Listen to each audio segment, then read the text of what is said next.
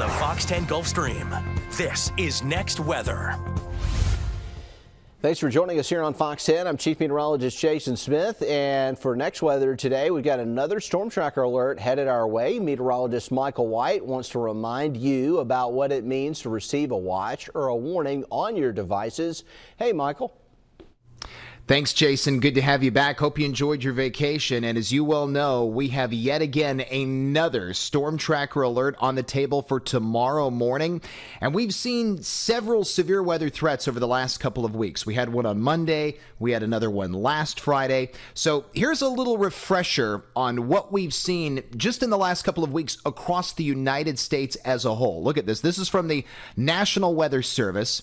From April 26th through May the 10th, the National Weather Service offices across the country have issued over 2,500 severe thunderstorm warnings, 739 tornado warnings, and 368 flash flood warnings. That is a significant number. And of course, we have the opportunity for more coming in tomorrow.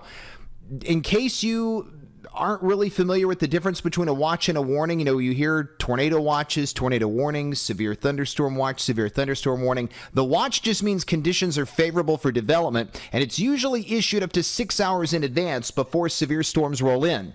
Now, there are situations where sometimes warnings are issued without watches. We see that a lot on the Gulf Coast, but more often than not, you'll have a watch before a warning. Now, if a warning's issued, whether it's flash flood warning, severe thunderstorm warning, tornado warning, that means severe weather is forming and or detected by radar or has been observed to be occurring, and it's usually issued a few minutes to an hour before severe storms impact a given location. So when a warning goes off, it is extremely important. And hopefully you have warnings set up on your smartphone. That way you're alerted to it the moment it goes off. And we have a polygon-based warning system now. This was changed back in the late 2000s. Some of you may recall that back in the day, warnings were county-based. And even today, our siren system is still county-based. So, for example, if you look at the left-hand image, there are 3 simultaneous tornadoes within that line of severe thunderstorms, okay?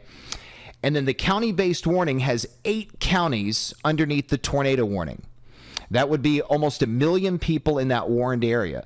So what happened is it got tweaked and changed to where you now have 3 individual tornado warnings because of the 3 tornadic storm cells. So 70% less area is covered and 600,000 fewer people are warned. Your smartphone will only go off if you are inside a warning polygon. If you're not in the polygon, you won't get the warning. So it cuts down on false alarms and people not paying attention to the warnings because they go off so much. This way, it's much more reliable, more specific, increased clarity, and it's a much better system. So, for example, this is just an example. This is not happening now, but let's say there was a tornado warning, and this was a tornado warning in southern Mobile County, okay? It would include Dauphin Island, it would include Heron Bay, it would include Beulah Battery, but it would not include Grand Bay, the city of Mobile, Saraland.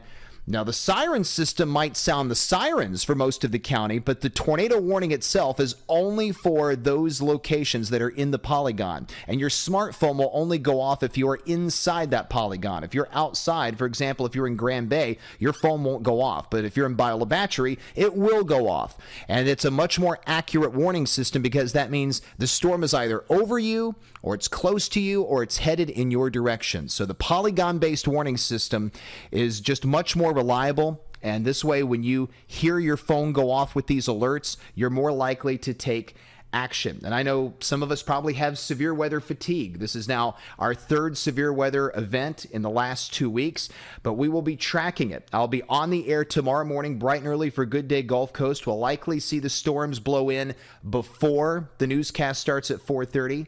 Any severe weather shows up, of course, we will break in. I'll be in the Weather Center late tonight and into the pre-dawn hours tomorrow. We're also going to be watching that additional round that could show up tomorrow night and even into Saturday morning. So a lot of activity still happening in the Weather Center. Hopefully things will be calming down within the next few weeks as we get ready to unofficially usher in summer.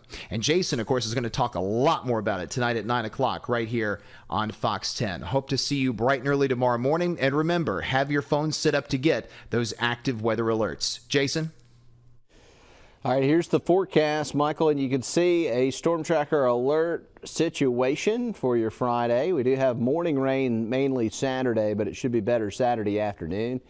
Sunday, Monday, Tuesday, better. Kind of getting toasty, brushing up against 90 from time to time as we're getting closer to the second part of the month of May. And our rain chances stay low in the extended forecast. Just have to get through a pretty tough situation the next day or so with rain. Some flooding also possible. Thanks for joining us for Next Weather.